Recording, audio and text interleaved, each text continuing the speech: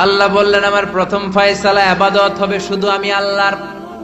2 number ফয়সালা ওয়াবিল ওয়ালিদাইনি ইহসানা, ইহসান হবে মাতা পিতার সাথে, মানে ভালো আচরণ হবে মাতা পিতার সাথে। বুঝা গেল ইবাদত হবে আল্লাহর, ইহসান হবে মাতা পিতার। আল্লাহর সাথে, আল্লাহর জন্য আপনি ইবাদত করবেন আর মাতা পিতার প্রতি আপনি ইহসান করবেন। ইহসান মানে সদাচরণ, ইহসান মানে খেদমত, ইহসান মানে তাদের জন্য খরচ করা, ইহসান মানে আপনার সব সম্পদ তাদের পায়ের সামনে, আপনার সব ক্ষমতা তাদের পায়ের সামনে বিলিয়ে দেয়া, বিছিয়ে দেয়া। চিল্লা এখন ঠিক কিনা? এজন্য আল্লাহ বললেন আমার 2 নাম্বার ফয়সালা ওয়াবিল ওয়ালিদাইনি ইহসানা, মাতা পিতার সাথে ইহসান করবা।